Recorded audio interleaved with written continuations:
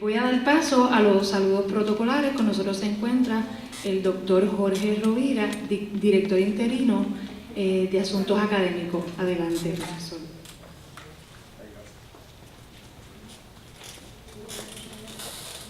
Muy buen día, muchas gracias por estar aquí. Mi nombre es Jorge Rovira y agradezco al doctor Marina por la disposición, ¿verdad?, para compartir con nosotros un buen rato en esta mañana y así ilustrarnos y conocer un poco más de los procesos, de la filosofía y de lo que enmarca el día a día de cada uno de nosotros. Hoy estoy en un rol dual, vengo en nombre del rector, Miguel Vélez Rubio, perdón, se encuentra en una reunión en Administración Central. Y en nombre de él y mío y del decanato académico, ¿verdad?, le agradezco el espacio de tiempo para compartir con nosotros y con el público que está aquí. Así que, sin más preámbulos, muchas gracias.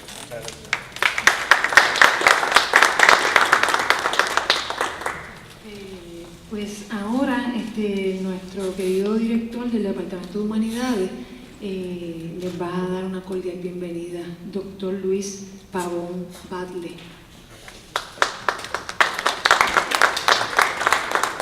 Gracias al doctor Marina por estar con nosotros hoy. Estamos todos muy entusiasmados, nos ha puesto a trabajar y estamos muy contentos de esta visita. Para nosotros es muy importante. Esta es la tercera gran actividad que hemos tenido este año en el Departamento de Humanidades.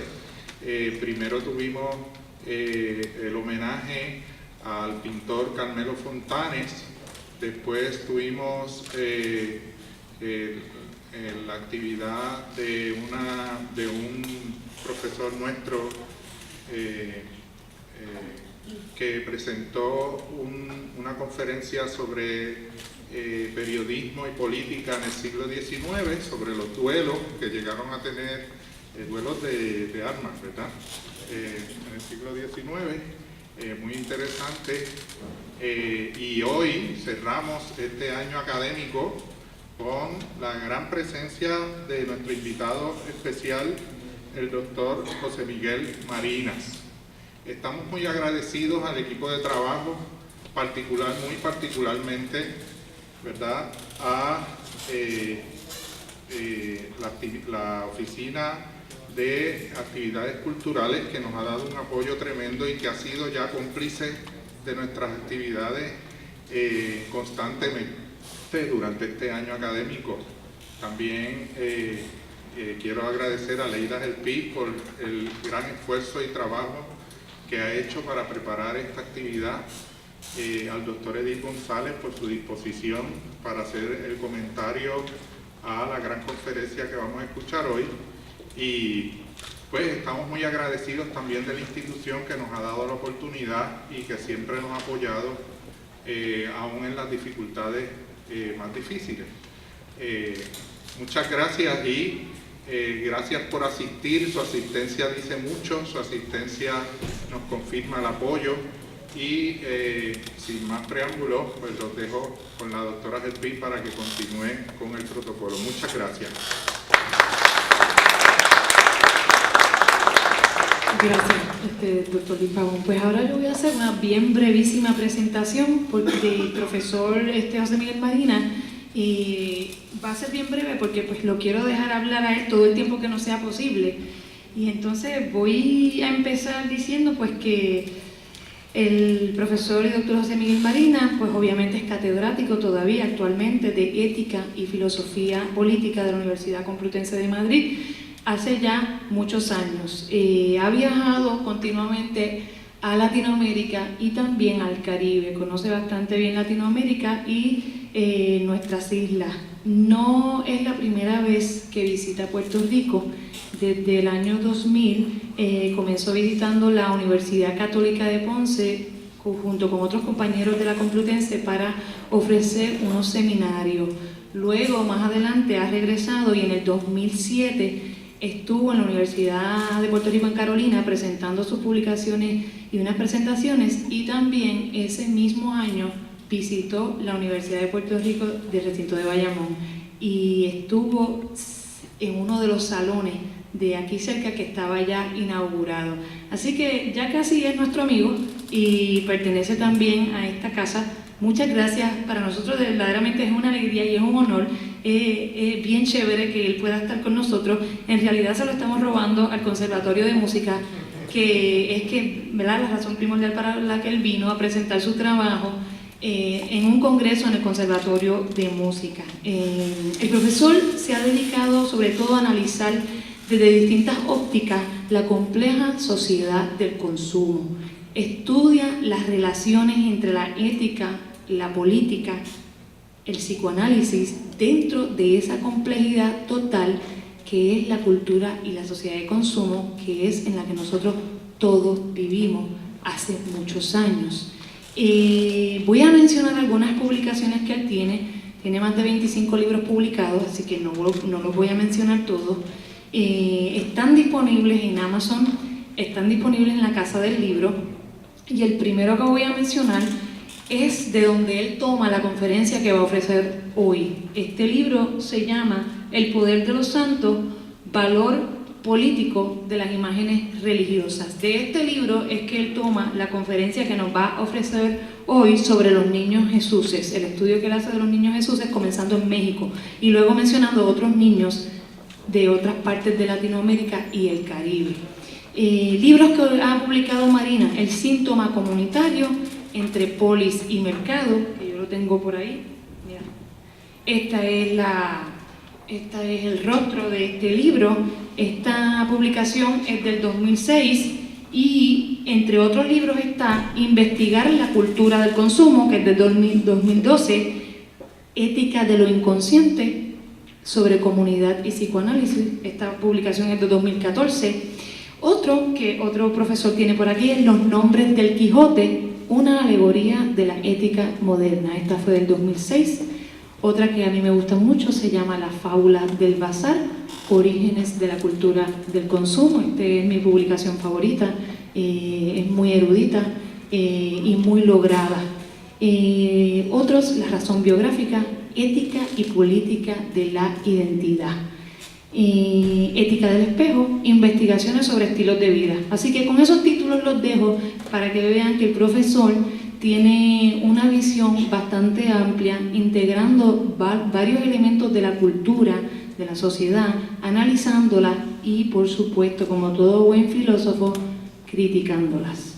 Esta conferencia que el profesor nos trae hoy es una invitación a un viaje a recorrer algunas formas de rituales populares de corte religioso para mirar en ellos su valor político. Y él va a explicar qué es eso, porque no es cualquier valor político. Mirar su fuerza aglutinante para una comunidad o su utilización por parte de otras causas de otro orden político superior, ya sea nacional o transnacional. Estas mismas palabras las dice él en la introducción del poder de los santos, valor político de las imágenes religiosas. Pues le doy paso a nuestro querido profesor. Muchas gracias por estar aquí. Estamos bien contentos y sé que usted está, ¿verdad?, sacrificando de su tiempo y de su conocimiento para estar con nosotros. Muchas gracias, bienvenido. Un aplauso, por favor.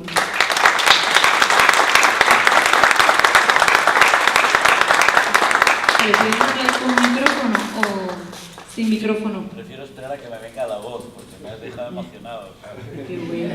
Buenos días, espero que se me oiga así, y si no, me paso al micrófono, o me pasas el micrófono. Bueno, yo con el micrófono tengo una ventaja, que es que lo acerco así y es una diferencia impresionante. Perdónenme. Hago bromas porque estoy nervioso, o sea, que cada uno la resuelve como puede. Después de esta presentación agradezco muchísimo a las autoridades, que son colegas, y así lo siento, este recibimiento cálido. Agradezco mucho a Leida, pues casi iba a decir el hecho de que exista. Trabajó conmigo en Madrid en los tiempos de su tesis doctoral y allí en ese cuerpo a cuerpo y en ese combate que hay siempre entre director y dirigido, se fraguó una amistad que yo celebro muchísimo que se siga observando. Y agradezco mucho el esfuerzo que habéis hecho todos para esta conferencia y especialmente a Maribel Pérgola, que me ha tenido ayer, o estos días, sometido a la categoría de hombre objeto. Y me ha traído y me ha llevado y yo lo he hecho feliz y me he reído con ella y lo hemos pasado muy bien, porque no hemos perdido en ningún momento cuál era el cometido estratégico del asunto. Quiero saludar a Nieves Vázquez, que nos conocemos hace mucho tiempo y que ha hecho un trabajo muy bonito de ilustración con imágenes de los niños Jesús como música de fondo de esta conferencia. Yo sé que es un poco exótico que un filósofo hable del niño Jesús. Es un poco como diciendo, ¿qué pasa? ¿Te has vuelto teresiano? ¿O te has vuelto...? No me he vuelto nada. Quiero decir que hay una serie de años en que estoy trabajando cada vez más sensible a los fenómenos de la cultura popular, de la religiosidad popular, de la música popular. No porque yo me sienta que he sido un elitista por el hecho de ser catedrático de la Complutense, sino que posiblemente estas formas de lo popular en la academia, al menos en España, recientemente no están o no han estado, ¿no? Y yo creo que merece mucho la pena, puesto que estas forman parte de la cultura vivida de la gente y concretamente de la cultura política.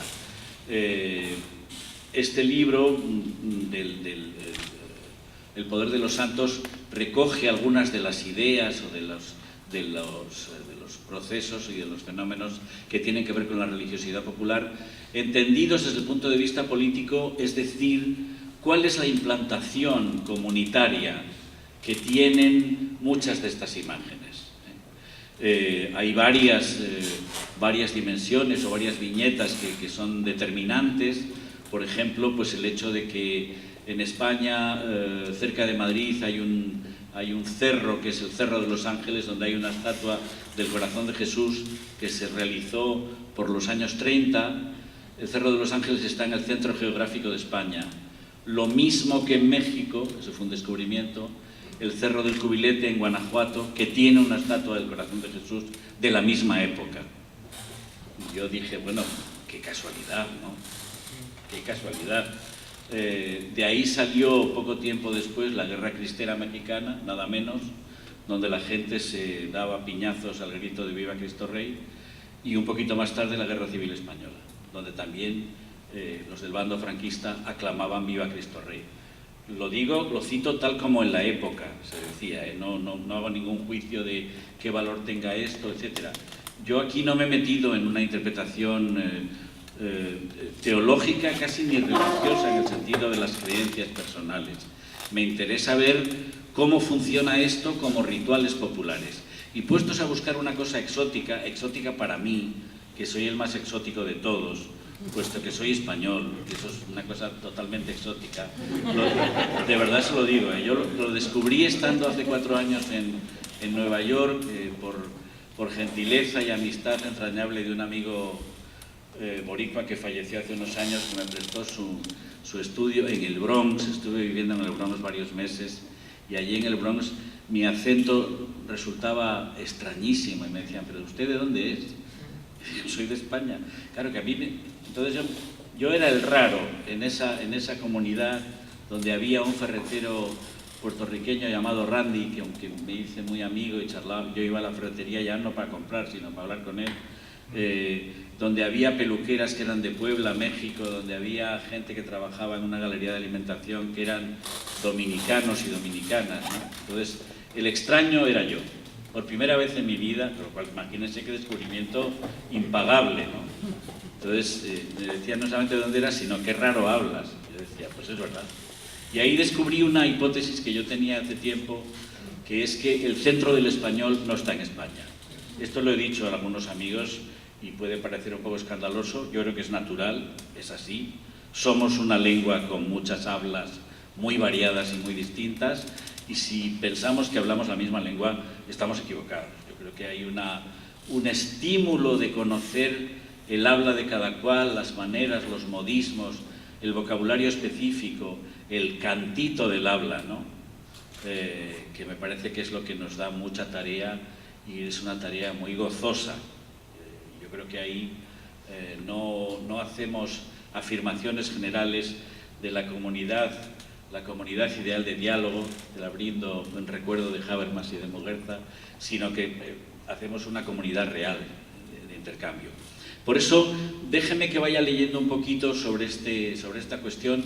Yo me metí con los niños Jesuses porque yo creo que está mal dicho los niños Jesuses, habría que decir los niños Jesús.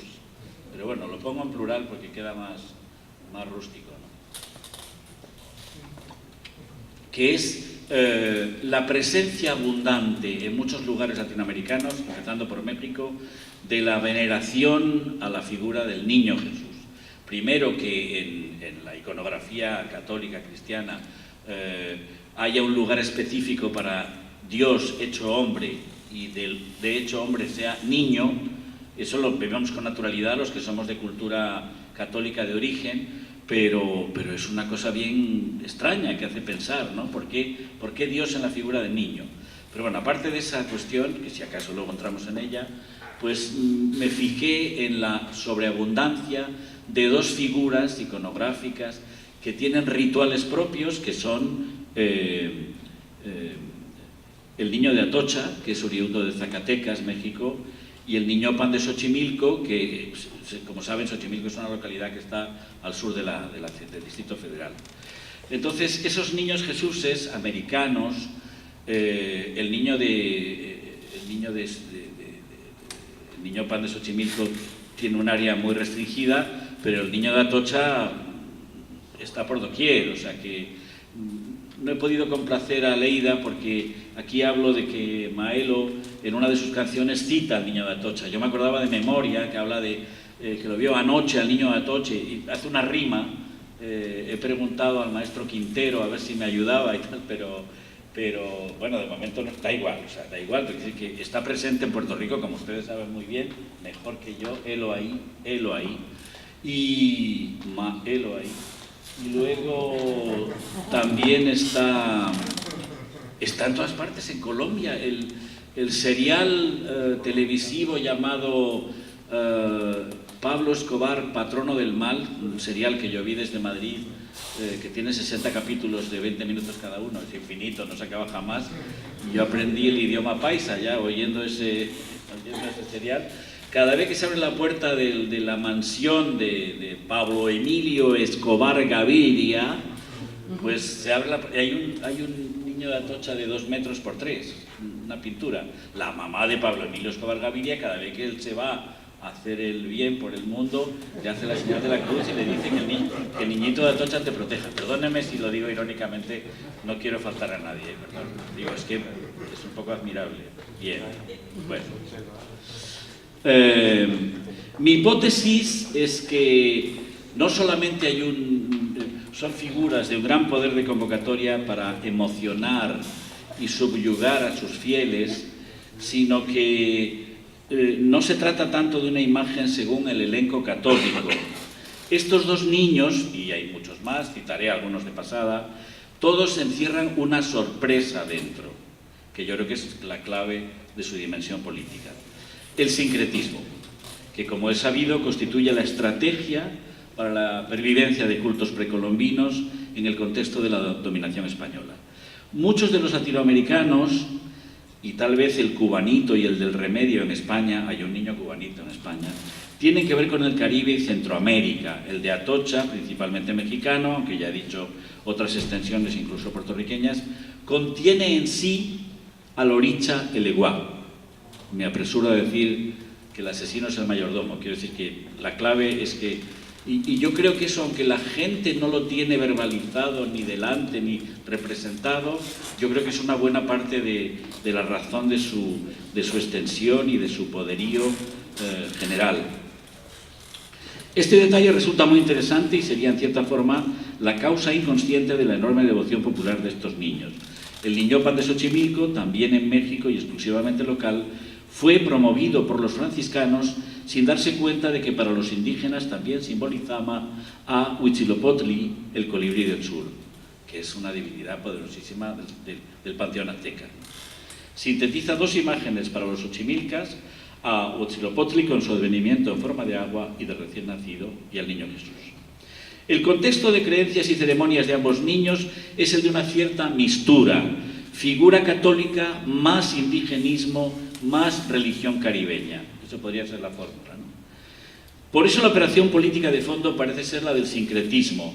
El santoral católico se nutre de nuevas advocaciones en el 16 y 17 que integran y dominan las creencias antiguas de los indígenas, y al mismo tiempo las figuras clásicas del santoral mexica o caribe resisten y viven bajo la advocación vigente y celebrada del niño Jesús. Esta es la hipótesis de lectura, que requiere matices, pero que explica la función comunitaria, que perviva la unidad del pueblo pese a la superestructura católica heredera de la colonización. De estas figuras, en sí mismas sencillas y amables, pero dotadas de un poder espectacular más allá de la pura devoción. Parece ser que hay que hablar de los niños y del Caribe, y echando un poco más valor, evocar ese testimonio que entienda un poco mejor esta especie de paidolatría. En México se ven letreros que dicen "se visten niños Dios". O en Tepito, en el barrio central del DF, se dice "se forran botones y se visten niños Dios". Claro, son prácticas súper populares, entrañables, que recuerdan a mi abuela Juliana, o sea, normal y corriente, pero claro, la extensión que tienen en todas las familias, en los niños pequeñitos mexicanos que toman la imagen del niño el día 2 de febrero, que curiosamente dice, es la fiesta de las candelas, la fiesta católica, la purificación de la Virgen, y el comienzo del año mexicano. ¿Qué te pasa? O sea, según Fray Bernardino de Sahagún, el 2 de febrero se iniciaba el año de los antiguos mexicanos. O sea que las superposiciones, como ya sabemos, en la medida que estudiemos o reflexionemos sobre estos fenómenos, las superposiciones, los sincretismos son admirables y son infinitos, ¿no? En las fiestas de la purificación y la Candelaria, dice Fray Toribio de Motolinía en 1541, Motolinía quería decir el pobrecito. Fíjense cómo verían los indígenas a los franciscanos, que debían llevar un trocito de sayo por encima, que daban ganas de darles la merienda, ¿no? Dice, venga usted fraile, que le voy a dar de comer, porque tiene una cara que no, ¿sabes? Chupado. Motolinía dice, en la fiesta de la purificación y Candelaria traen sus candelas a bendecir, y después que con ellas han andado la procesión, tienen en mucho lo que les sobra y guárdanlo para las grandes enfermedades, truenos y rayos, y para otras necesidades. Esto es en la historia de los indios en la Nueva España. Subrayo la apropiación católica de la fecha del 2 de febrero, el comienzo del año mexicano. Tal vez sea la clave del poder de esta fiesta de la Candelaria, más allá de la piedad católica. Paseando por Tepito se ve una enorme calle llena de tiendas de niños Jesuses. Allí se visten y se venden las imágenes que superan toda la fantasía. Se diferencian apenas por los tamaños y los precios, los distintivos. En la calle central de Tepito debe haber unas 50 tiendas donde se venden niños Jesuses. Esto es, en medio de la calle hay una estatua grande del niño de Atocha, por supuesto. Entonces hay una especie de jibarización de los santos adultos, por así decirlo. San Juditas Tadeo, con su flama, medalla y estandarte, el corazón de Jesús niño, el niño de los olivos, el niño de las uvas, el niño Dios en el primer año con ropón y canasta, que lo llevan a bautizar y le ponen un pan y una veladora. Es un mundo absolutamente fascinante, salvo que los que nos dedicamos a otros oficios no solemos pasar por allí, o no lo vemos, o lo vemos poco. Ahora, si uno se enfrenta con ello y dice, ¿y esto qué significa? Dice, no, hombre, es que el pueblo sencillo tiene que entretenerse con cosas. Digo, bueno, vale. Bueno, tú sigue con la escuela de Frankfurt y yo sigo con esto. No, es muy chulo decir eso, no puedo desprenderme de la escuela de Frankfurt, la llevo en la piel, ¿no? Vamos primero, si me enrollo mucho, hágame una señal discreta, o sea, como una cosa que haga así, ¿sabes? Ustedes sean discretos, que yo me enteraré. Vamos primero con el niño de Atocha, por dar alguna referencia. El niño de Atocha es una representación católica del niño Jesús y es muy popular, como he dicho, en las culturas de España, México, Filipinas, Colombia, Honduras, Venezuela y el suroeste de Estados Unidos, especialmente Nuevo México. Su justificación comienza más o menos así. Durante el siglo XIII España estaba bajo el dominio de los musulmanes. Las leyendas del niño de Atocha comienzan con la referencia a una ciudad de Atocha, que debe ser la etimología del barrio de Atocha de Madrid, donde está la estación del AVE, la iglesia de Atocha, donde está enterrado Sagún, que tiene que ver con el esparto, es un campo de esparto. Se documenta por primera vez en el Fuero de Madrid en 1202, y más adelante, me paso el texto originario, lo que quiero decir es que el niño en España, en Atocha, pues se caracteriza porque socorre a los presos que están en manos de los musulmanes. Esa es la leyenda que circula. Y la gente rezaba a la Virgen de Atocha, que sigue estando en Madrid y sigue siendo un icono de la Virgen Madre con el niño en brazos.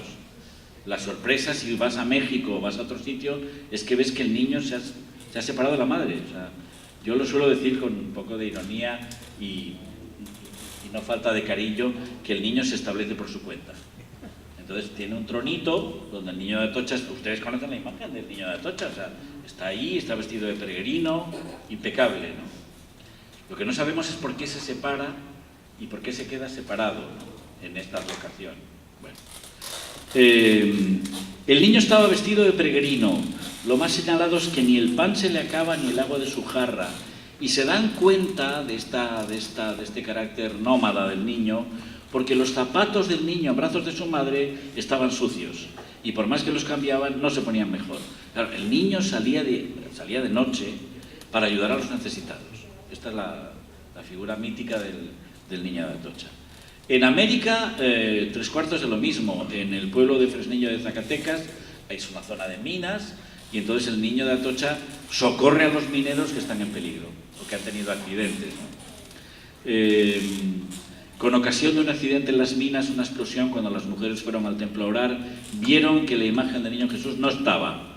Al parecer se había ido a socorrer a los mineros, les dio agua y les indicó la salida de la mina. La imagen, como el relato de Atocha, aparece sucia, o sea, es el mismo relato, ¿no?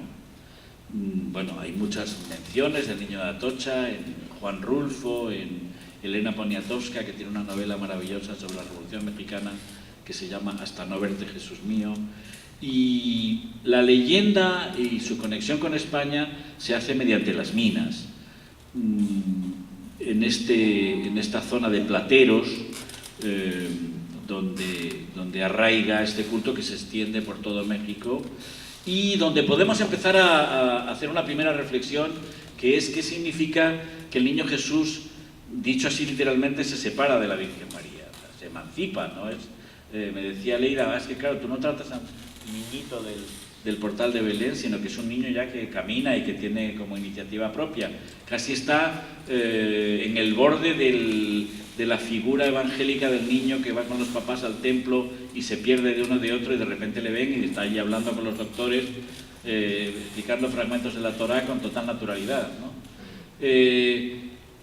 Bueno, el primer punto de reflexión es qué significa esa emancipación del niño Jesús, qué significa, manteniendo al mismo tiempo el carácter de niño infantil, que provoca un ternurismo evidente, y toda esta constelación de niños del barrio de Tepito es espectacular. No se hacen idea de lo delirante, voy a llamarlo por su nombre propio, de tal cantidad de advocaciones de los niños. Yo estuve en León, Guanajuato también, donde había escaparates de... Perdonen que hable como si fuera marciano, háganse cuenta que lo soy. Tiendas, dirías, escaparates de ropa para la primera comunión. Entonces había tal variedad, pero es que uno podía hacer la primera comunión vestido de Dios Padre. De Dios Padre. Perdónenme, yo estoy señalando iconos, iconografía pura, ¿eh? Entonces, esta separación o esta autonomía, yo creo que tiene que ver con una posición que, digamos, culturalmente, inconscientemente recomienda o reproduce la iconografía católica, ¿no? El papel de la madre y el niño está todo el rato, el papel de la madre y el hijo está todo el rato, hasta las imágenes conmovedoras de la piedad, que tiene al hijo muerto en los brazos, ¿no? digamos, hay que ser muy desalmado para no conmoverse ante la imagen de una madre con un hijo joven en brazos muerto, ¿no?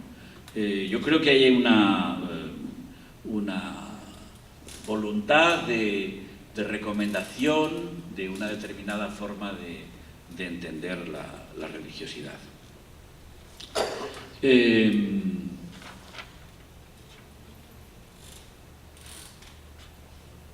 Perdónenme.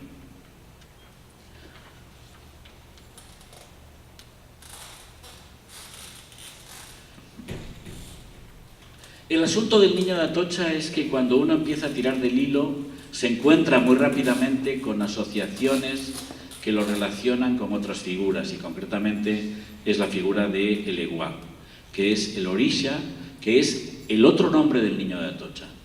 Y aquí la voz cantante no la lleva la Iglesia Católica, sino la lleva un estado intermedio entre la santería y el catolicismo, ¿no? Y creo que esta fusión no nombrada específicamente es la causa del poder aglutinante de la comunidad hacia adentro, dando coherencia, y hacia afuera, dando resistencia de la propia cultura pese al mestizaje. El Eguá, como saben, es una de las deidades de la religión yoruba. En la santería sincretiza con el Santo Niño de Atocha o con San Antonio de Padua. El Eguá, o también conocido como Lingua, Lengua, es el dueño de los caminos y el destino, es el que abre o cierra el camino a la felicidad. Es muy travieso y su nombre significa el mensajero príncipe. Yo, dando un curso sobre investigación social en la Universidad de La Habana, dije: acabo de descubrir al patrono de la metodología, que es el Eguá, que es el que indica por dónde hay que ir, ¿no? Esta figura, que es el mensajero príncipe, es el portero de todos los caminos del monte y la sabana, es el primero de los 4 guerreros, Ogun, Ochosi, Ozun y Arummila. Tiene 121 caminos y sus colores son el rojo y el negro. Curiosamente, en la iconografía del niño de Atocha aparecen estos colores. Este carácter viajero no estaría distante del carácter peregrino y movedizo del niño de Atocha. Comanda ejércitos y puede decirse que es el favorito del dios superior de su panteón. Mediador y divinidad de las encrucijadas, se tiene una simpatía general por su imagen infantil, aunque se teme a el Eguá cuando se enfada. Es como una especie de niño caprichosón, rebelde e incorregible, ¿no? Me salto la parte de que aparece como el niño que lleva comida, ¿no? Digo, hay parecidos que yo creo que son involuntarios. Nadie se pone a diseñar, vamos a hacer un sincretismo, tomamos estos rasgos y los fusionamos con estos otros. Yo creo que es un proceso inconsciente e involuntario de aproximación.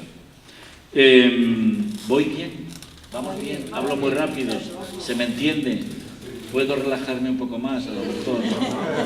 Sí, perdónenme. Es que es la emoción. Ustedes no se lo creen porque piensan que yo soy un académico implacable y una cosa, ¿saben? Pero uno tiene su corazoncito, claro. Entonces, dejemos a esta figura del niño de Atocha y me paso a la otra figura que me llamó tanto la atención por su culto masivo, comunitario. ¿Perdón? Si puedes describir al niño de Atocha conjunto con imagen, no sé, tiene una descripción bien linda de lo que lleva, de lo que porta el niño, de la canastita y de...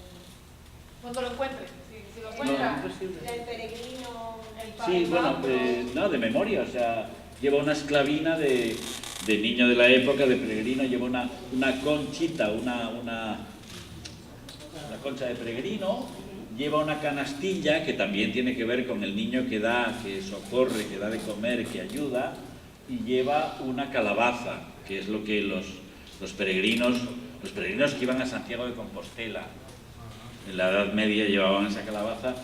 El sombrero que lleva, a veces lleva la concha en el sombrero es un sombrero popular, pero tiene una connotación versallesca. Yo creo que iconográficamente recuerda mucho a la Virgen del Rocío, en España, donde la Virgen y el niño van vestidos así, porque son peregrinos, hacen rituales de ir de la ciudad al campo, ¿no?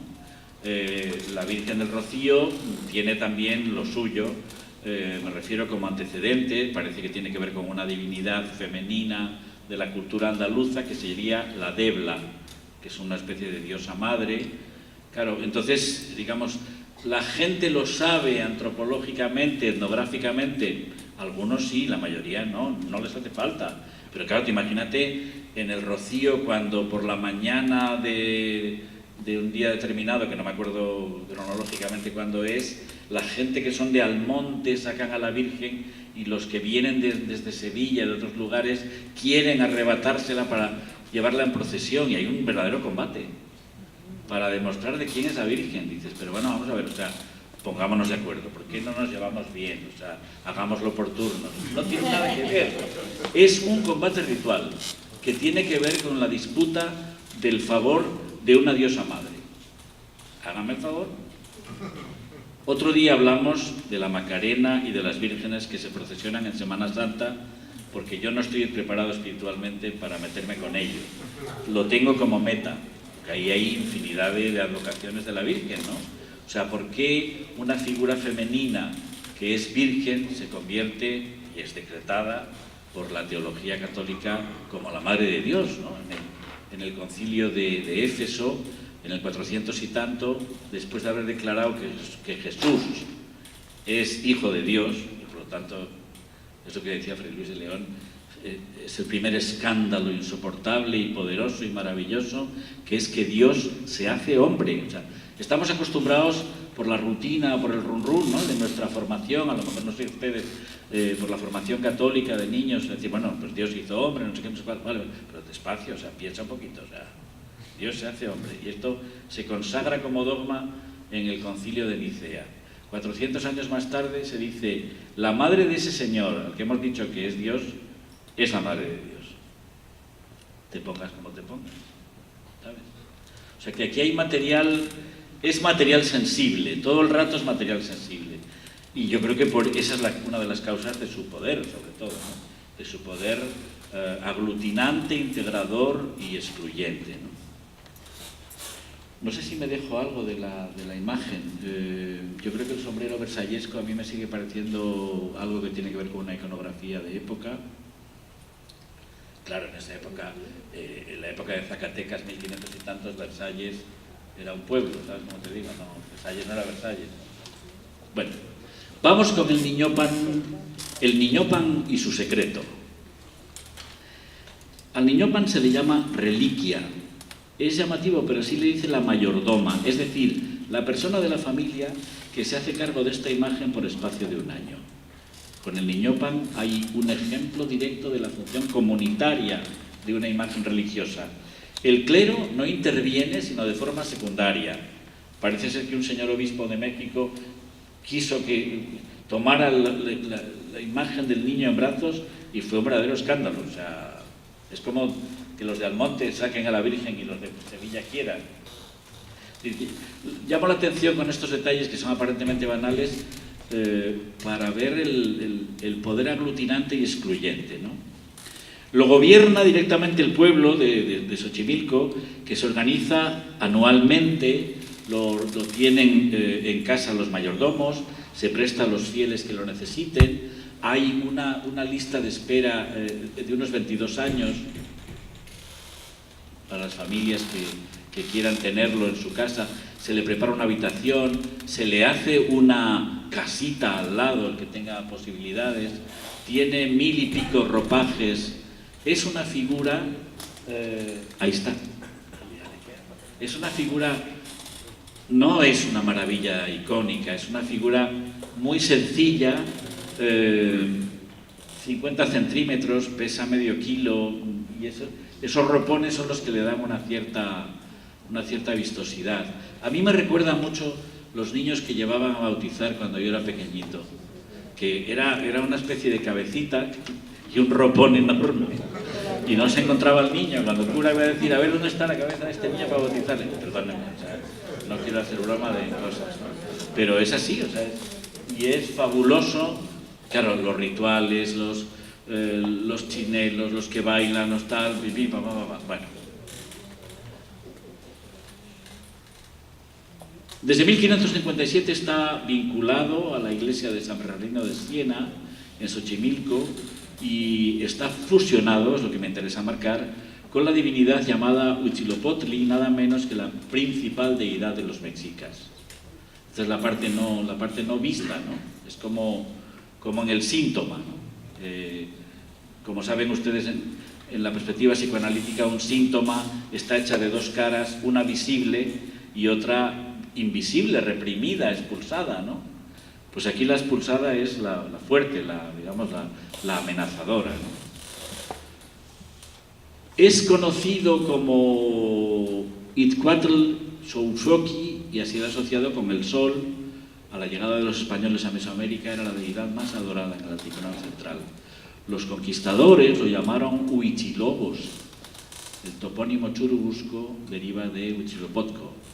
Según la leyenda, Huitzilopochtli nació de Coatihue, la madre tierra, quien quedó embarazada con una bola de plumas o algodón azulino que cayó del cielo mientras barría los templos de la sierra de Tollán. Sus 400 hermanos, al notar el embarazo de su madre y a instancias de su hermana Coyolxauhqui, decidieron ejecutar al hijo cuando naciera para ocultar la supuesta deshonra. Pero Huitzilopochtli nació y mató a la mayoría. Tomó a la serpiente de fuego Xucuatl entre sus manos, le dio forma de hacha y venció y mató con enorme facilidad a Coyolxauhqui, quien quedó desmembrada al caer por las laderas de los cerros. Huitzilopochtli toma la cabeza de su hermana y la arroja al cielo, con lo que se convierte en la luna, siendo Huitzilopochtli el sol. Claro, los mitos, que son poderosísimos, variadísimos, enigmáticos, donde, como ya nos enseñó Lévi-Strauss, entre otros, los detalles secundarios sin importancia son centrales, son los centrales, ¿no? Eso es una cosa fascinante, como en la saga del mito de Edipo las figuras paternas están tocadas del ala. La figura del padre, el padre de Edipo, dice, pero si los padres, si no valen un pimiento, o sea, uno es zurdo, el otro es cojo, Edipo tiene el pie inflamado, o sea, eso no es presentable eso, ¿no? Bueno, ahí está la estructura. A pesar de ser el dios más importante para la vida de los mexicas, no se han encontrado representaciones de Huitzilopochtli, excepto en algunos códices, debido a que su imagen se hacía con semillas de amaranto. Ese es el secreto que encierra el niño de Xochimilco. El niñopa o niñopan es una imagen del niño Jesús. Algunos autores afirman que su nombre es un apócope del niño padre. Los más dicen que es un topónimo náhuatl, en el lugar del niño. Es una imagen con sorpresa y es señal de mixtura de cultos. Se le celebra el 2 de febrero, Día de la Candelaria, el 30 de abril, Día del Niño, el 10 de mayo, del 15 al 25 de diciembre, la fiesta de las posadas que celebran en México, con esas representaciones teatrales navideñas, ¿no?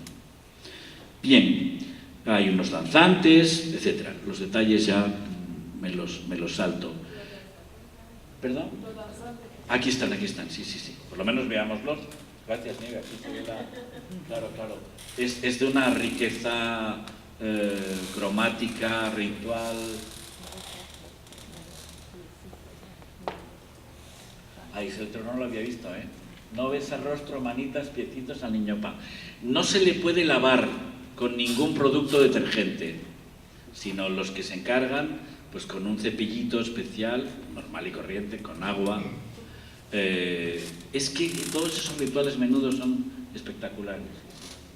Bueno, es una imagen que se conserva desde 1570, o sea que no es poco, ¿no?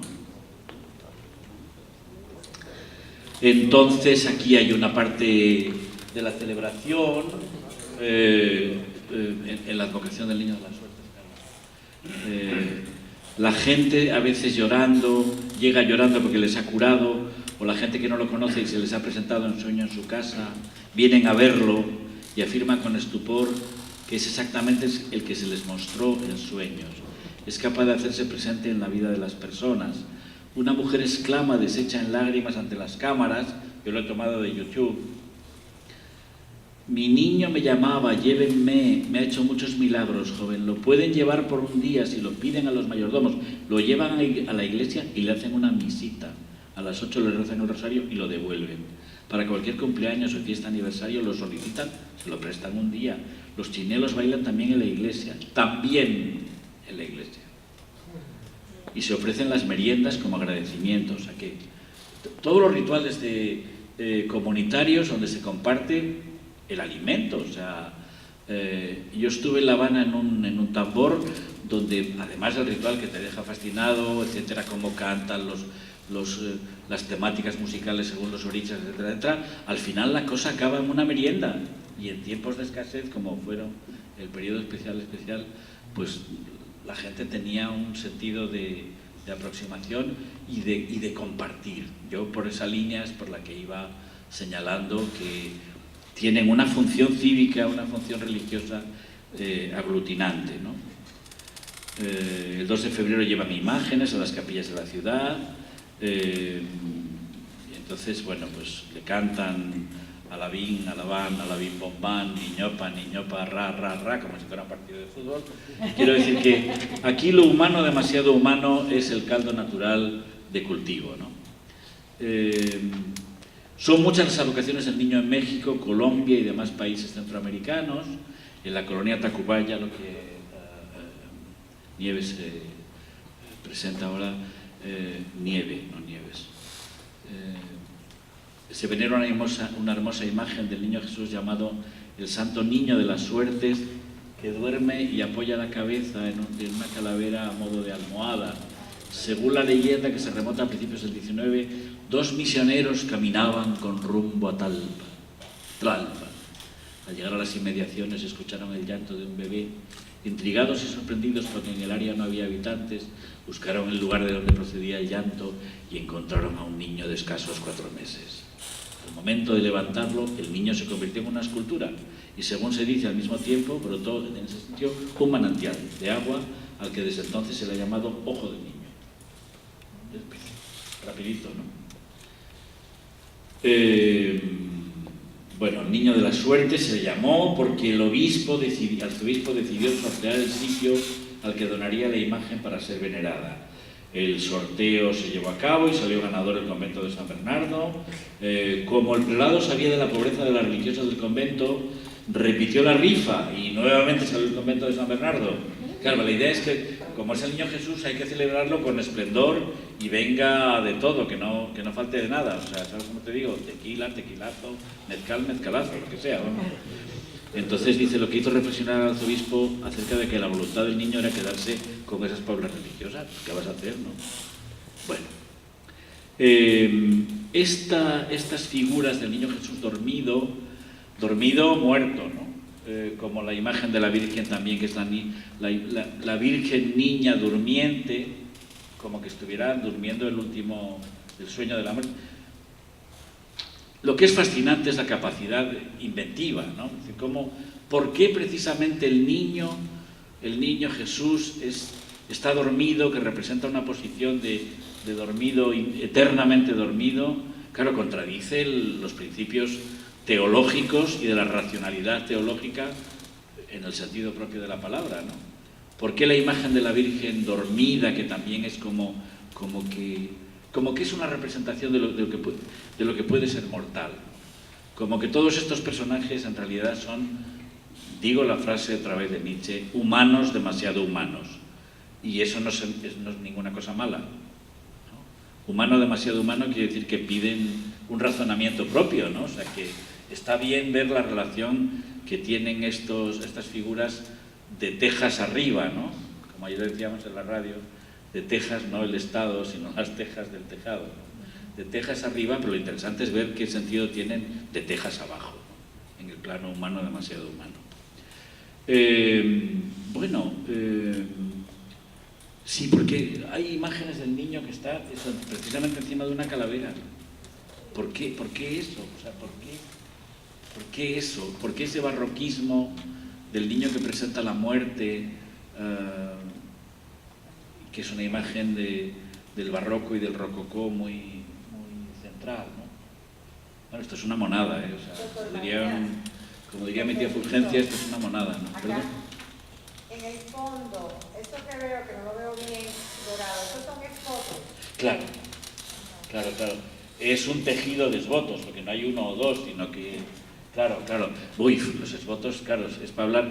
En este librito, que es muy breve, dedico un capítulo a las reliquias. Claro, ¿cómo me voy a meter yo en este terreno sin meterme por las reliquias? Con tal de que sea una práctica muy delicada, hay que tener buen estómago para entrar por ahí, ¿no? Porque, ¿sabes? O sea, que son trozos de personas que ya no están, que fallecieron en la paz del Señor, pero yo tengo aquí una esquirla de su rótula, ¿sabes?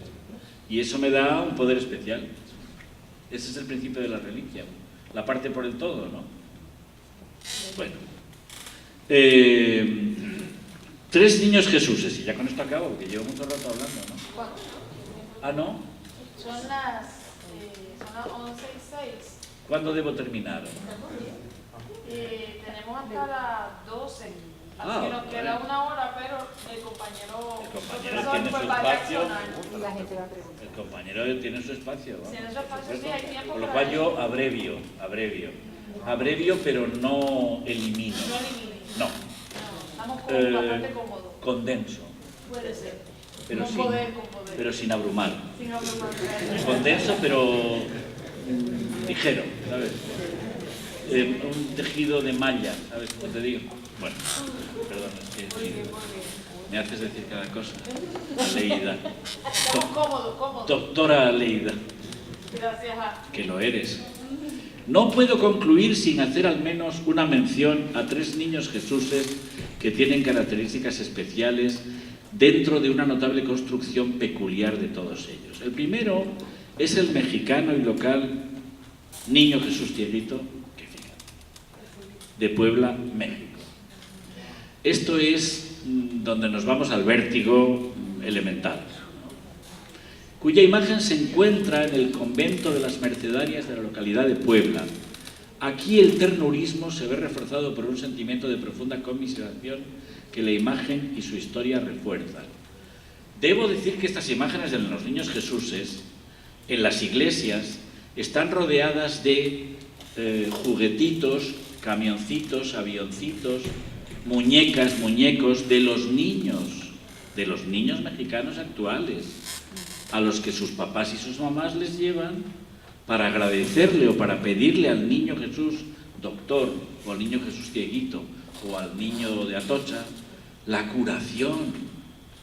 Es que la cosa es muy fuerte, o sea, uno puede decir, bueno, son supersticiones populares, es una cosa masiva, esto, bueno, en fin, lo respetamos, pero yo no sabría qué decir de ello. Si no sabes qué decir, quédate un rato y mira cómo funciona, ¿no? Diríamos la performatividad del asunto, ¿no? O sea, mira cómo funciona, que van y vienen, que dejan hecho que, por no relacionarlo con el trato de muchas personas, especialmente en México. Claro, yo no miro para atrás. En España sigue funcionando de la misma manera, en el sur sobre todo, ¿no? Pero una señora o un señor que en una iglesia se encara con la Virgen y habla con ella y se le caen las lágrimas porque tiene un problema, o un señor que habla con un Cristo y le acaricia un Cristo crucificado, de esos que hay en México que están chorreando sangre todo el día, yo no sé cómo lo hacen, por Dios. ¿Veis? O sea, los nazarenos, los ecceomos. En la iglesia de Santo Domingo de la Ciudad de México hay una capilla entrando a la izquierda donde hay 3 ecceomos. Digo, hombre, pon uno ya, ¿sabes? Porque uno es muchísimo. ¿Se entiende? Porque es una figura, el varón de dolores, que dice la Biblia, ¿no? Es una figura chorreando sangre por todas partes, ¿no? ¿Qué provoca? Pues lo que nos provoca a todos es el gran poder del barroco. Y ese es el control político de la imagen en el barroco y desde el barroco. Para conmover, para tener dentro de una comunidad que yo gobierno, que yo controlo. Pero claro, la sustancia con la que esto se alimenta son los sentimientos, es el dolor, es la pena, es la enfermedad, es el miedo a la muerte. Es decir, que hay una constelación ahí espectacular, que es lo que a mí me sorprende, ¿no? Es como si dices, una imagen barroca tiene un añadido que es insoportable. Las imágenes barrocas de Cristo y de la Virgen tienen cabello humano. A ustedes les parecerá natural, a mí me parecía natural cuando era pequeño, pero ahora me quedo diciendo, ¿cómo puede ser? ¿Me explico?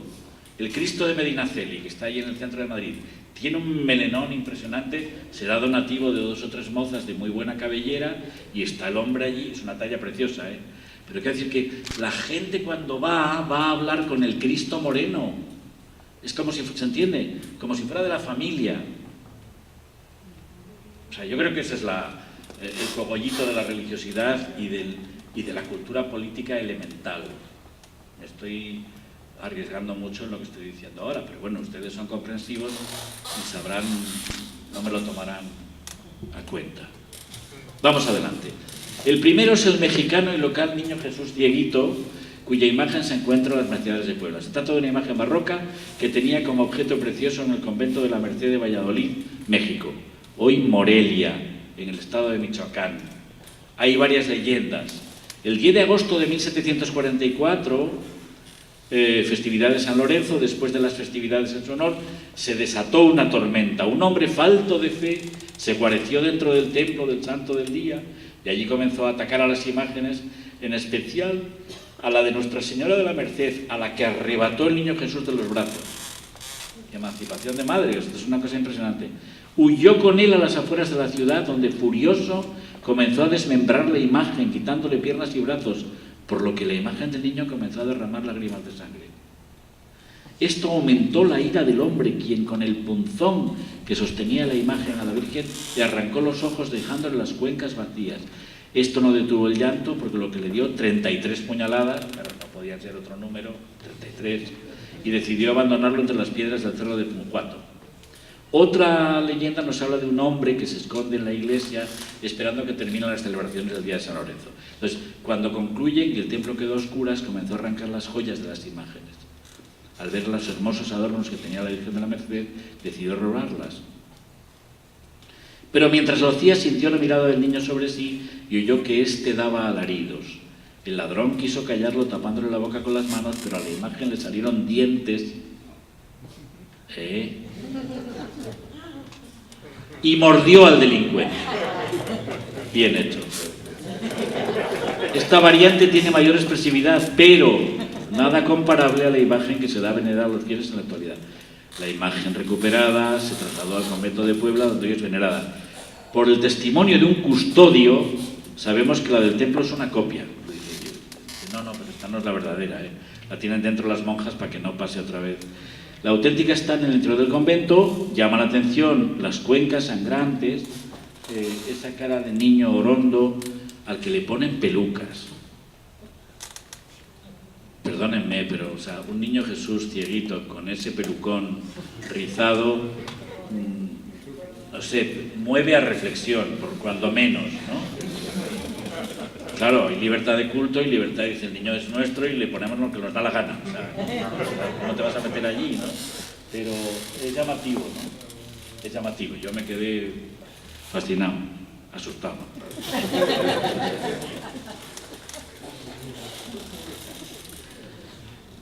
Hay otra vez la cantidad de juguetes, papelitos de niños y niñas enfermos que ellos o sus padres habían depositado y esa parte yo creo que impresiona más que la imagen misma, yo creo. Bueno, el segundo es el Niño Jesús Doctor. Al parecer su origen está en una figura que tenía la propia Santa Rosa de Lima, y allí en los dominicos está la figura barroca de un niño sentado en un sillón recamado y con un gesto de galeno reflexionando sobre el diagnóstico de alguna dolencia grave.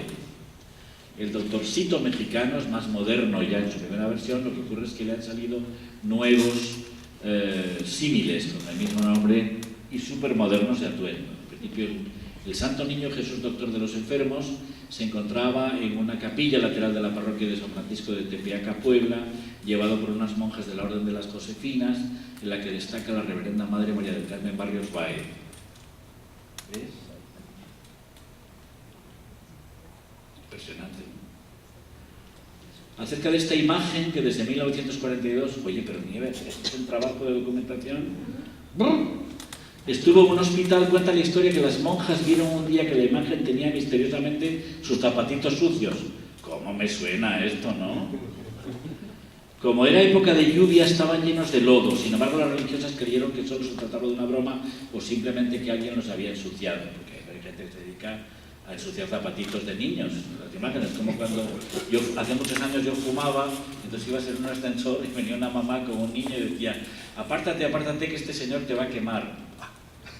Tenía ganas de decir: sí, mire señora, yo he salido de casa con el propósito del primer niño que viera lo quemaba. Es una cosa bárbara. Dice: no, es que algunos se han entretenido manchando los zapatitos. Fascinante.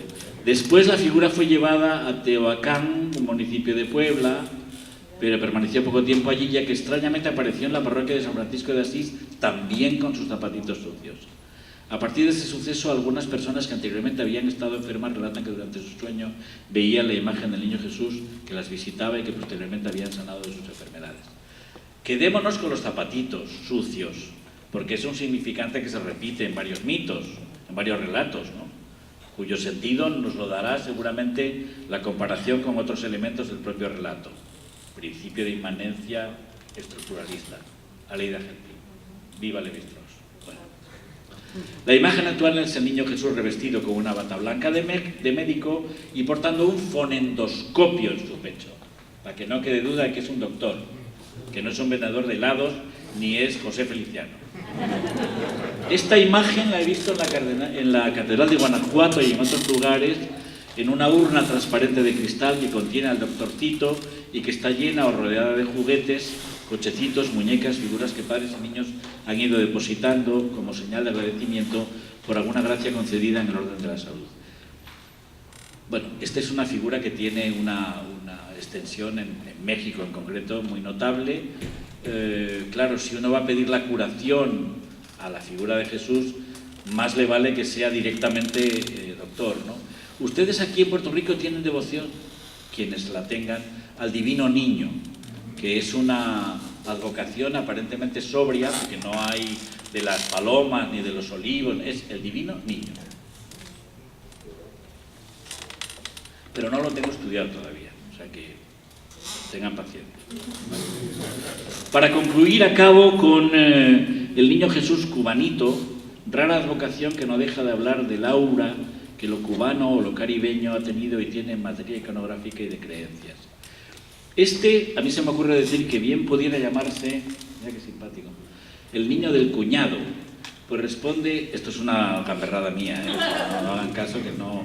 El niño, se lo diré, porque responde a un caso de la ciudad de Plasencia, en Extremadura, donde una monja santa, entre comillas, provocó un proceso de superchería colectiva. La protagonista fue una joven monja que se llamaba Sor María Ana, que había llegado de Cuba y que traía una imagen del Niño Jesús al cual se le atribuyeron ciertos milagros, como unos estigmas que le salían en las manos y en los pies. Mucha mano y mucho pie aquí. Con lo cual se creó en el convento una paranoia colectiva que terminó por saltar a la calle, llegando a enfrentar a los mismos sacerdotes y teniendo que intervenir el obispo para poner las cosas en su sitio. La monja se arrepintió en su lecho de muerte y confesó que todo había sido un engaño para tener mejor posición en el convento. Que la imagen no era cubana, sino que se le había regalado un cuñado cuando llegó a Barcelona procedente de Cuba. Por eso digo yo que se podía llamar el niño del cuñado. Así y todo, incluso después de muerta esta monja, el fanatismo continuó y el prelado tuvo que hacer pública una carta donde explicaba la verdad del suceso. La imagen del niño se conserva en el convento de las Madres Capuchinas y se le conoce con el nombre del Niño Jesús cubanito y sigue inspirando mucha devoción. A mí me dio noticia una alumna de doctorado cuya abuela estaba, colgada con el Niño Jesús cubanito, ¿no? En el boletín eclesiástico del 13 de mayo de 1906 se publica la carta del obispo explicando por qué hay que guardar el silencio sobre esta monja, llamada también la monja del Niño Jesús cubanito. Se decía que era una mujer que estaba enferma y que este espectáculo se montó por superchería y por explotando el fanatismo. Bueno, yo creo que estas figuras infantiles que mueven a la piedad mueven también a partes iguales, a una protección, a una sobreprotección y a una dominación, de cierta forma, ¿no? Hay muchísimas frases, hay una frase que yo creo que en el libro aparece en algún momento de el actualmente San José María Escrivá de Balaguer, el fundador del Opus Dei, que era capellán de unas monjas en el centro de Madrid, un convento histórico donde está enterrada la hija de Cervantes, o de Lope de Vega, Entonces ahí había una imagen barroca de un niño Jesús donde este hombre estaba colgado y decía, ese ladrón, ese niño ladrón que me ha robado el alma. Y decía, pero hombre, por favor, padre, ¿sabes? Digo que el ternurismo es un mecanismo que ustedes conocen muy bien porque lo explotamos todos los días, ¿no? No sería yo capaz de recomendar más sobriedad. Yo se lo expongo con la misma extrañeza y la misma curiosidad con la que me he metido en ello, ¿no? El comienzo de mis trabajos, pues me venía la frase de Karl Marx, en la filosofía del derecho, cuando habla de la religión es el opio del pueblo. Frase que le viene bien porque en aquella época había una guerra del opio. La importación de opio y de opiáceos de Oriente y la lucha por el control formó una guerra del opio, y entonces el opio parece que era una sustancia poderosa, tabú, etc., ¿no? Por eso la metáfora de Marx, la religión es el opio del pueblo, tiene sentido contextual, ¿no? Es decir, puede enajenarte, puede quitarte de tu uso razonable de tus facultades y de tus cualidades, y sobre todo por una inversión radical en la que trabaja, voy a ponerme un poquito filosófico, por citar a Ludwig Feuerbach, en la que trabaja la idea de que la construcción de las figuras religiosas, divinas, etcétera, pues se hace con la mejor madera de nuestras almas. Quiero decir que aquí hay una proyección seguramente de la condición humana que en estas figuras materno-filiales de niños que se emancipan o se manchan los zapatitos son absolutamente presentes y tienen una cierta explicación interna a esos relatos. La segunda parte de la frase de Marx no se suele citar. Marx dice, la religión es el opio del pueblo y el lamento del corazón afligido.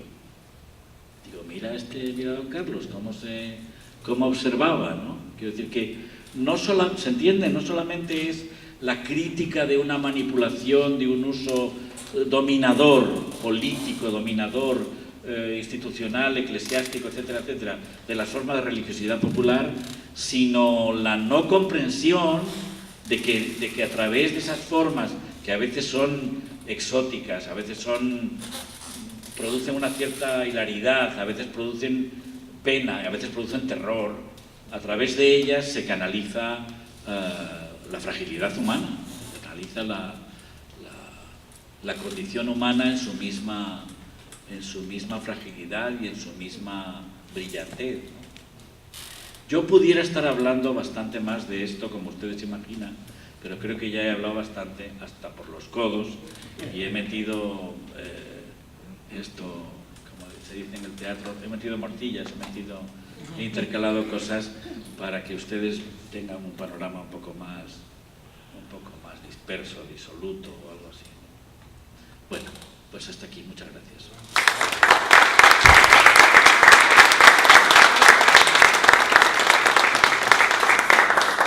Ahora vamos a dejar al doctor Edwin González para que haga unos comentarios a esta ponencia del profesor, y entonces luego de eso pues hacemos una sesión de preguntas y comentarios y opiniones para que podamos conversar, ¿verdad?, con los dos profesores. Muchas gracias. Buenos días. Yo armo un comentario, espero que breve, a partir de algunos aspectos que me parecieron que me interesan, ¿no? De una lectura muy particular, ¿verdad? Lo primero que debo decir, a partir de algunos núcleos que me parecieron interesantes. La conferencia que ustedes vieron fue súper interesante. Lo que tiene que ver con el barroco, lo que tiene que ver con el sincretismo, lo que tiene que ver con el peregrinaje, ¿verdad? Y sobre todo con lo que tiene que ver con la manera en que aborda el objeto de estudio, ¿no? Esa idea, esa mirada perpleja, ¿no? Ese efecto de extrañeza, Bueno, reconociendo la aportación teórica de Levi Strauss, para quien el etnólogo debe saber que el observador es parte del observado, comienzo echando una mirada sobre el observador, para lo cual podemos contextualizar esta investigación que nos presenta nuestro distinguido invitado con algunos de sus títulos publicados.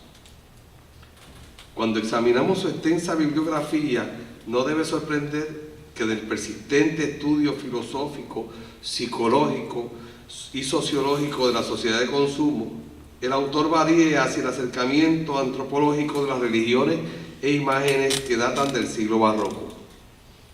Si hojeamos algunos de sus trabajos, inmediatamente comienza a visibilizarse algunos de los vasos que comunican y dan continuidad a su reflexión teórica. Uno de ellos parte de la idea freudiana de que la dinámica de la cultura contemporánea no se puede entender solo como resultado de las dimensiones conscientes y voluntarias del ser humano, sino que el fenómeno cultural es producto, en forma destacada, de la dimensión inconsciente de nuestro hacer. De ahí su interés por la etnología. Evoco los libros de crónicas de Carlos Monsiváis, Días de Guardar y Los Rituales del Caos, entre otros, en los que aquel delicioso escritor mexicano intentó dar sentido a la compleja cultura mexicana a la altura de las décadas de 1960 y de 1970, a partir precisamente del fetichismo y la ritualidad. En todo caso, el viaje que realiza nuestro autor al estudio de la época barroca, cuando se produjo la imaginería religiosa y específicamente las imágenes del Niño Jesús y sus variantes rituales, suple a su investigación de una arqueología de la cultura moderna. Si bien, como ha señalado el doctor Marinas, el inicio de la sociedad contemporánea, es decir, la sociedad de consumo, se ubica a mediados del siglo XIX, a partir de la inauguración de la Exposición Universal en Londres, como ha señalado ya Marinas en otro texto. En el periodo barroco y en la política cultural establecida por la Contrarreforma, se puede identificar ya los factores que condicionarían la formación de la subjetividad moderna, y algunas notas sobre este aspecto. El desarrollo de las tecnologías verbovisuales desde el barroco se orientó hacia el conglomerado visual, así como el efecto en el ánimo del observador. Esa idea de la aglomeración respondió al tópico barroco que celebra la abundancia del mundo y el esplendor fetichista de la mercancía. La Contrarreforma constituyó una forma de imperialismo de la imagen. El barroco valoró la fuerza de la percepción sobre la precisión del concepto como estrategia de poder. El interés barroco por lo espectacular y asombroso intensificó la exploración de la tecnología de la mirada, lo que obedecía a la idea de que el ser humano no concibe el mundo sino es a través de la incorporación mental de las tecnologías con las que vive. Desde los inicios de esta época se desplegaron procesos de creciente psicologización de la subjetividad. El sujeto se fue individualizando hasta que se constituyó como una fuente de sentido. Las emociones se representaron en un escenario interior, de forma que a la vez que postuló la autoconciencia, el barroco se caracterizó por su voluntad de control por medio de la representación. Destaco dos aspectos de la investigación presentada. En la mirada que Miguel Marinas arroja sobre las representaciones del Niño Jesús producidas en el barroco mexicano, destaca el sincretismo como un modo de suplemento al sentido de dicho culto. Mediante el sincretismo se añade y se sustituye su significado a la imagen del Niño Dios. Al cruzar el umbral del Océano Atlántico, las sociedades amerindias y afrocaribeñas se apropiaron de dicho significante y los resemantizaron para que pervivieran en él los significados de esta cultura, de estas culturas. Ese sincretismo, que también podemos vincular con el barroco, dotó a estas figuras de una intensa ambivalencia discursiva y de una gran capacidad de incorporación de lo diferente.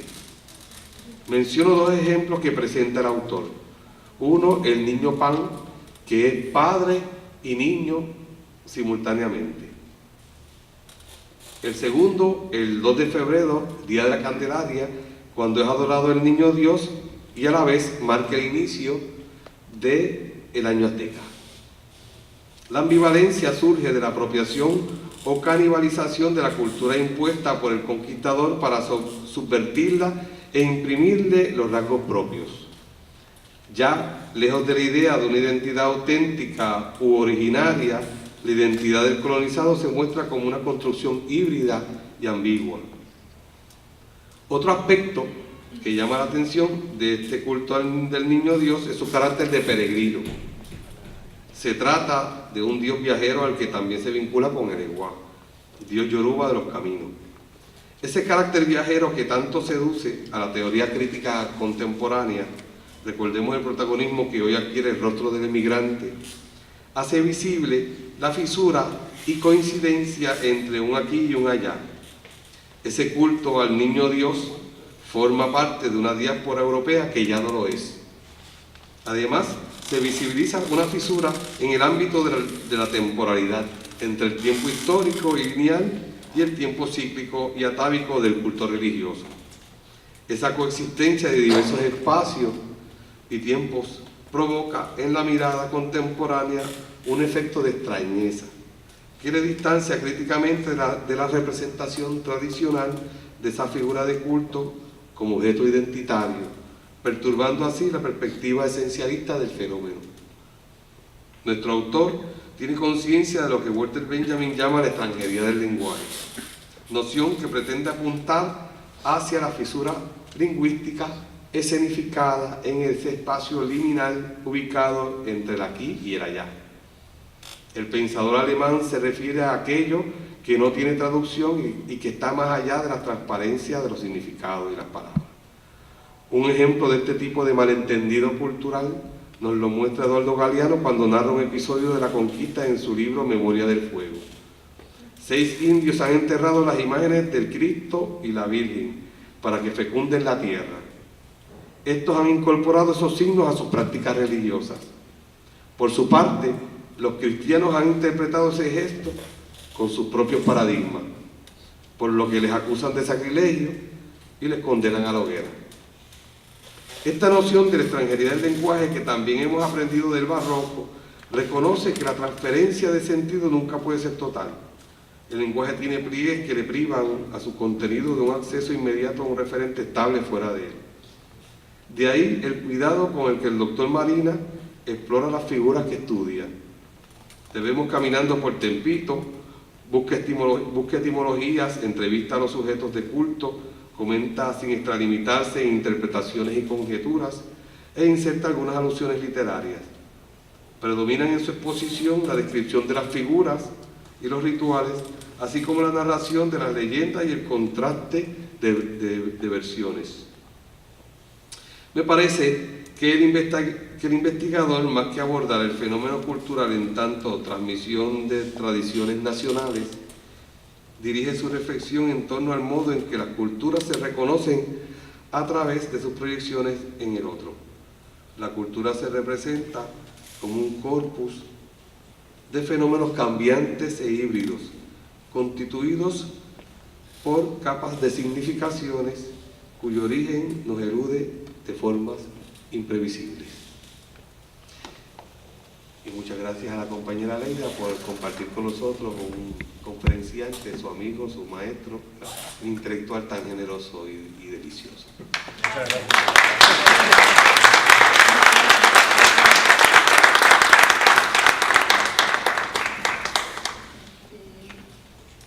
Gracias. Ahora sería bien chévere si sienten decir algo, algún comentario.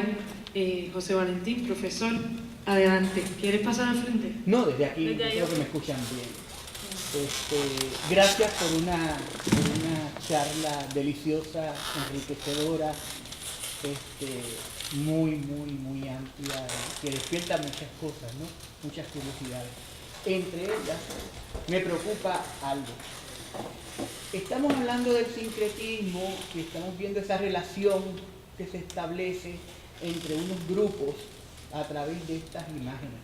Sin embargo, hace unos años atrás se ha estado generando un movimiento de rescate de las raíces de muchos grupos marginados en toda América Latina, que precisamente de alguna forma están reivindicando sus raíces mediante la identificación de esos elementos que en un momento dado formaron parte del sincretismo para separarlos.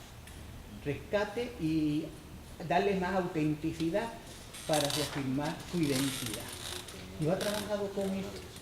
Me interesaría saber qué piensa sobre eso, ¿no? Te iba a decir que he procurado huir De eso. de ese planteamiento. No, perdóneme. O sea, no, porque me impresiona mucho. Quiero decir que me gusta cuando usted habla de identificación.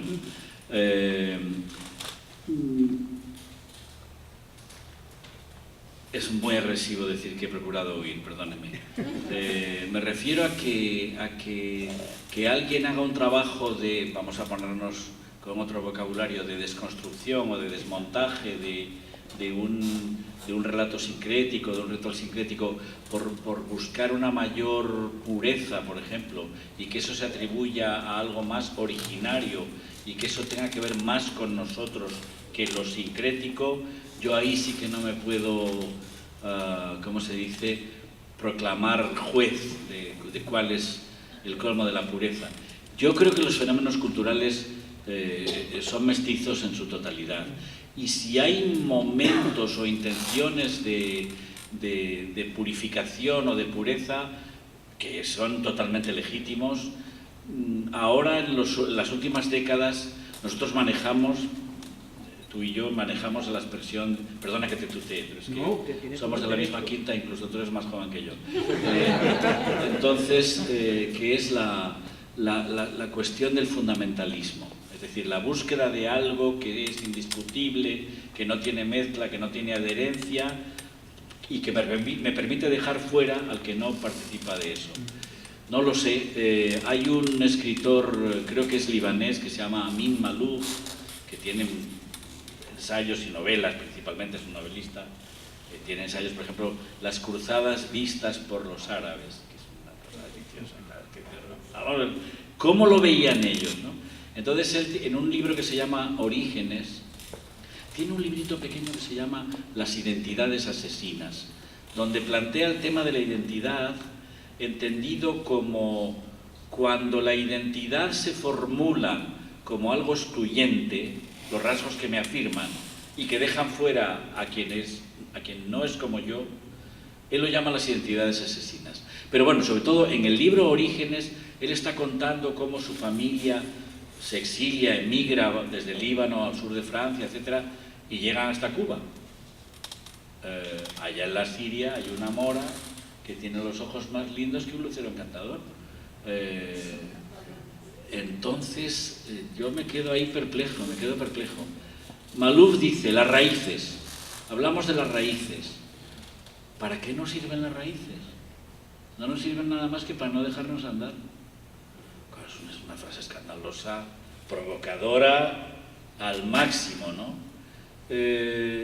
Por eso, no lo sé, no acierto a decir.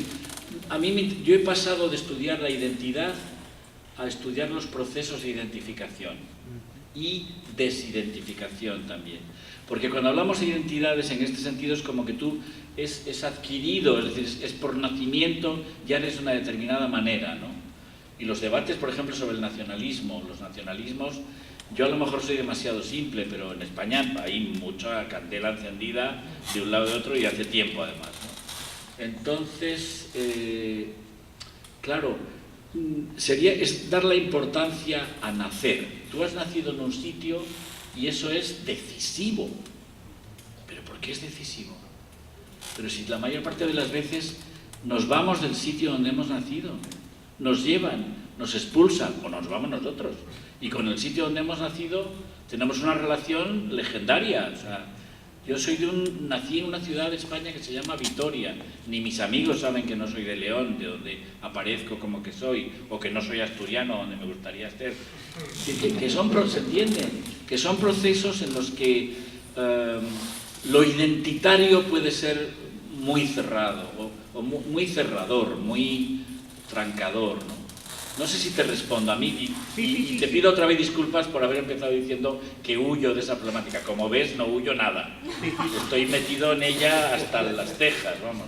Sí. No, la pregunta venía dirigida al hecho de que yo comparto con usted, creo que entendí, que comparto con usted esa actitud que termina siendo excluyente en la medida en que busca definir a partir de una raíz, pero es un fenómeno que se está dando intensamente y a través de, por ejemplo, yo trabajo literatura afrocaribeña y las raíces africanas, etcétera. De momento me encuentro con que están tomando unos giros que en vez de entender, ayudarme a entender procesos, lo que están haciendo es marcar parcelas que terminan siendo excluyentes, como Sí, se sí. dice. Y entonces por ahí es que estaba mi pregunta, Sí, pero no, me parece que en ese sentido yo comparto con usted su posición. Yo también comparto tu argumentación, sí, claro. Y no era argumento, simplemente pregunta y la contestación. No, es un temazo, claro. Yo lo he llamado antes rápidamente fundamentalismo, Sí. por el hecho de decir, bueno, pues en tiempos de conflictividad elijo una hebra y me monto con ella y me voy a donde sea. O sea, cuando dices eso de cuando el agua era agua, ¿os acordáis cuando el agua era agua y el pan era pan y el vino era vino y no esto que hay ahora? El y no esto que hay ahora sobra. O sea, pero ¿cuándo fue puro? ¿Cuándo fue incontaminado? ¿Cuándo fue...? Es que es muy difícil convivir con una idea de que nuestras identidades seguramente son mestizas y son cambiantes y por eso nos podemos entender. O sea que, ¿se entiende? O sea que yo puedo sintonizar con algo que tú me dices a pesar de que no conozca tu proceso biográfico, pero bueno, hasta aquí, perdón. Hay otro profesor aquí que tiene Doctor, preguntas. Sí, dígame, joven. muy buenos días, gracias. ¿Qué tal? Joven también. Me ha encantado su ponencia llena de riqueza, ¿no? De mucho, la antropología de las religiones y muchas vertientes. A mí me interesa, quizás algunos comentarios, pero llevarlo hacia la exploración mística, porque es un tema que trabajo y que sé que otros colegas van a ver también. Cuando vemos el niño, a veces un niño uno piensa siempre en la madre, ¿verdad? Y piensa en el amparo, o está desamparado o el amparo que necesita.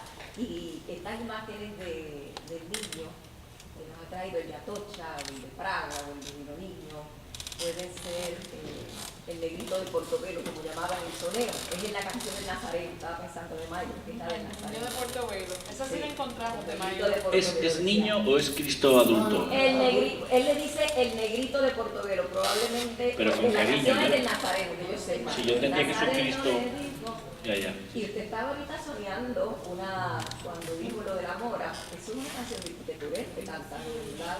Allá en la ciudad Claro, de la mora, que claro. cosa linda, ¿verdad? Ay, bellísima, claro. Pues ¿por dónde me iba? Voy por el niño otra vez, el niño, el amparo.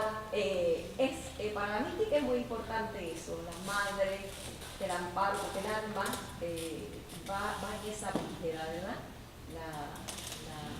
Sí que la imagen de la madre del hijo que la utiliza San Juan y viene de muchas vertientes místicas, tiene que ver con el centro. Yo trabajo a Platón en el Timeo, que se trabaja ese concepto de la madre, las colas, ¿no? La creación misma, Claro. y que surge, ¿verdad? Y en Grecia, y la humanidad en muchas vertientes antropológicas siempre tenemos ese carácter matriarcal, ¿no? Así que el niño tiene que ver, yo digo, hay dos vertientes, esa vertiente del amparo o la vertiente también ya del alma en su independencia, en su madurez, como va peregrinando, como va buscando, ¿no? Claro. Esa capacidad de poder hablarse. Yo, para comentar lo que decía el colega, los colegas ya no tanto, la vertiente del sincretismo, pues es que la humanidad somos así. Para nosotros en Latinoamérica lo es, pero también en Europa. El niño de Praga, por ejemplo, miren, se supone que los franciscanos lo llevaron en su historia, hablaban de la República Checa y que había sido de Santa Teresa, de los carmelitas, de que sea, a lo mejor no, pero es curioso cómo se está buscando ese vínculo, ¿verdad? De la pureza o de la inocencia y lo barroco, en el barroco, americanas en el barroco, ¿verdad? Por eso el mismo discurso que da nuestro García Márquez empieza a hablar de la suite para cello barroca cuando va a hablar cuando le dan el premio Nobel, ¿no? Porque el barroco es lo que nos va a definir. Total, es para hablar de música, de la música popular americana, pero empieza con la suite para cello solo, hablando del barroco, de ese marco que nos lleva. Sin embargo, ese mismo sincretismo y ese barroco, que no es del 1500, será del 1600, 700, que nos puede definir, puede irse a un origen más antiguo. A mí, por ejemplo, mi abuela se llamaba Montserrat, y la primera vez que yo fui María de Montserrat, yo recuerdo la primera vez que fui a Barcelona buscando a la prodigiosa Virgen Negra, que es un ícono medieval, una Virgen Negra con el globo, ¿verdad? El niño negro también, ¿verdad?, que lo lleva sentadito. Así que esa es una imagen que puede recibir inspiración entonces de las vírgenes morenas que tenemos, qué sé yo, la de la Cobana o la misma Guadalupe. La Virgen de Montserrat, la que tenemos allá, es virgen negra, y ese carácter dorado, o sea que estamos hablando del medievo más antiguo. Y curioso entonces, por ejemplo, en Haití, la patrona de Haití es la del perpetuo, que no es negra, pero es la Virgen también, que el niño se ve en ese carácter más tal vez independiente, sentado con las sandalias, con el zapatito que está suelto, ¿no? Así que yo creo que esta imagen siempre del niño tiene que ver con, por una parte, el amparo, la madre, no deja de estar fuera, y por otra parte, con ese carácter de la ternura, pero que ya va creciendo, como cuando el templo pierde, va ya a dar con el suelo, ¿no? Y para el sentido espiritual, ¿verdad? Eso tiene mucha razón. Yo quería que he puesto allá, iba a preguntar, me había dado el discurso yo, pero en el sentido de lo místico, ¿qué le parece que puede explorar? Sí. ¿Qué pasa allá? Claro, es que usted puede hacer la pregunta más difícil de todas. O sea, ¿qué me parece lo místico? Yo quiero lo místico, ¿por qué no? O sea, si supone un saber no sabiendo, toda ciencia trascendiendo, yo quiero, ¿no? Pero bueno, quiero decir, yo creo que es una posibilidad que tenemos. Yo, por momentos, he sostenido que la mística está al alcance de cualquiera, como posibilidad, quizá como deber, quizá como experiencia, quizá como aventura. Pero la mística tiene una característica y es que es muy suya.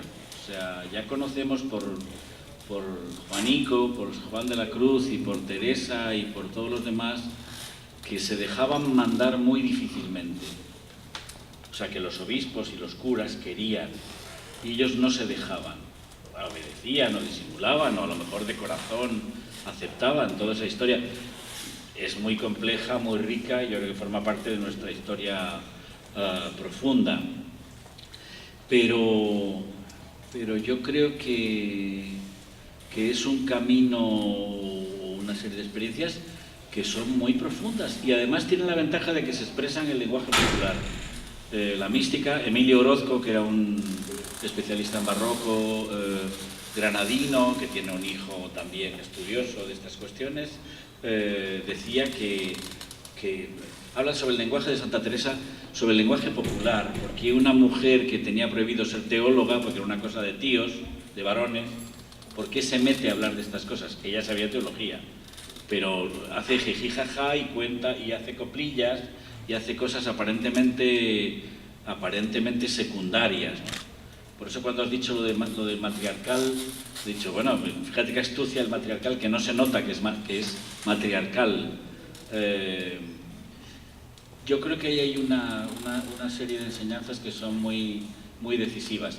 Y desde ese punto de vista, hombre, alguien puede decir, la posición del místico es una posición, me parece a mí que es una posición despojada, que es una posición indefensa como de niño, pero el como ya subrayo que es una comparación y una alegoría construida. O sea, aquí no hay niño ni niña ni nada que semejante, ¿no?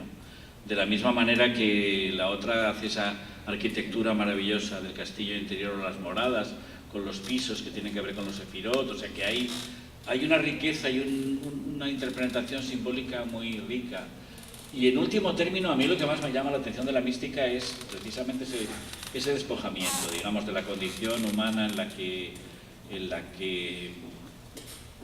bueno, racionalistas como somos, etcétera, podemos dejar la posibilidad a que algo nos llegue, a que algo nos dé, a que algo nos diga, a que algo nos susurre, ¿no? Es como se dice, te cantan una copla flamenca que te dan toda la cresta, o sea, que te destruye, y no te la esperas, además, ¿eh?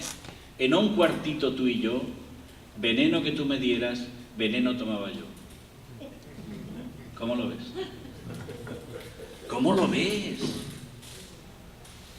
¿Cómo alguien del pueblo inventa esa copla donde está diciendo un núcleo poderosísimo, ¿no?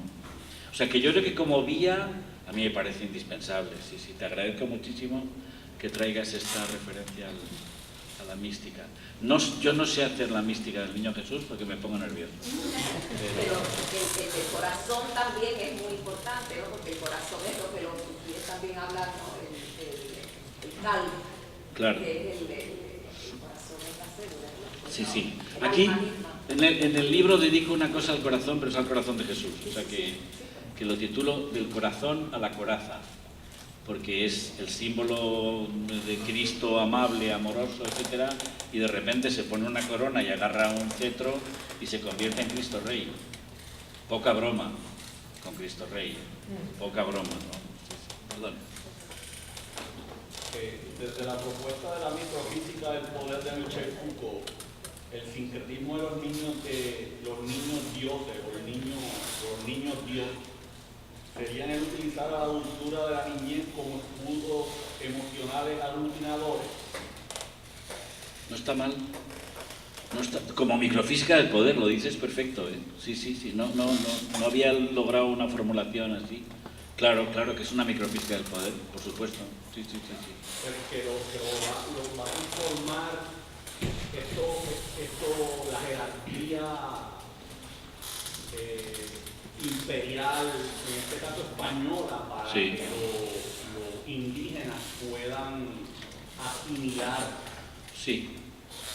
Sí, aquí hay una historia muy compleja, muy interesante, que tiene que ver con la conquista y la colonización, etcétera, cuando esos franciscanos pobrecitos, que resulta que son holandeses y uno es primo de Carlos V, o sea, que venían disfrazados de la carterana, como decimos en España. Entonces, todo ese proceso de catequización, de la astucia de los frailes, aprender las lenguas nativas muy pronto, hacer gramáticas, hacer catecismos, es un proceso de producción maravilloso.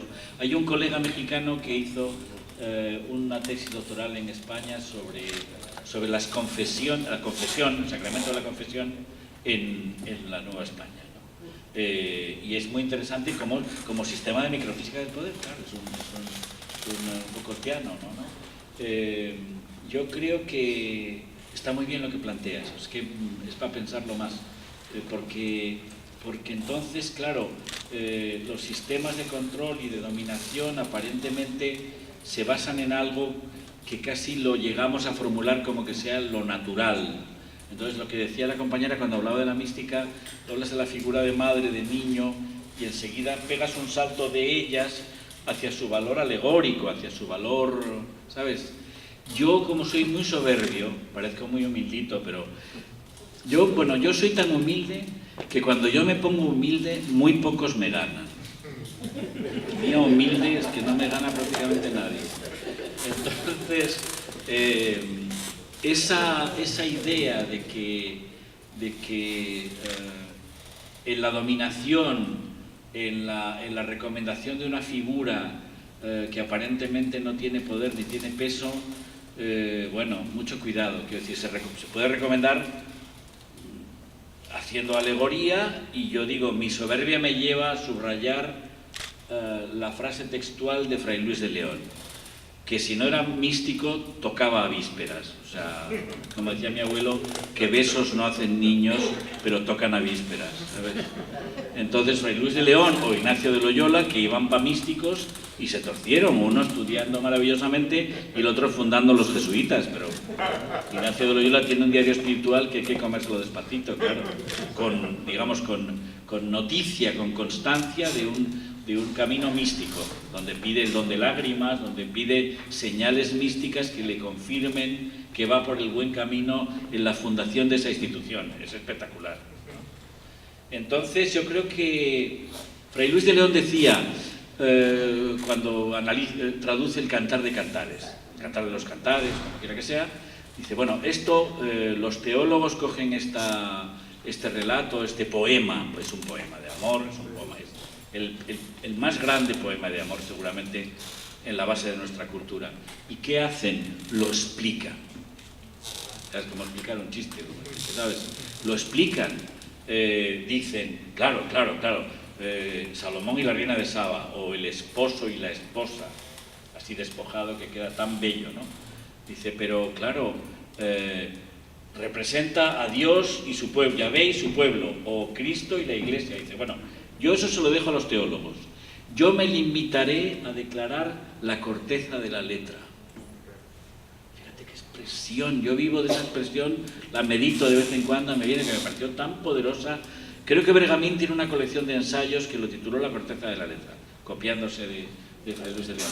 La corteza de la letra quiere decir que tú, a ser posible, tratas de escapar de la alegoría. Imposible, dificilísimo. Pero suponte que se puede.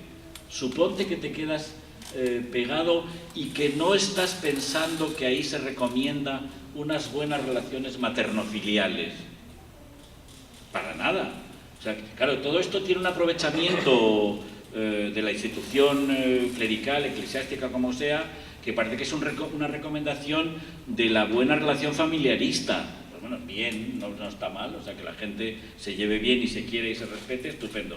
Pero es que no estamos haciendo alegorías. O sea, por eso me gusta mucho esa cuestión de microfísica del poder. Es decir, ¿qué forma de denominación y qué forma de subordinación o qué forma de dependencia se crean con la letra de esto que estamos analizando?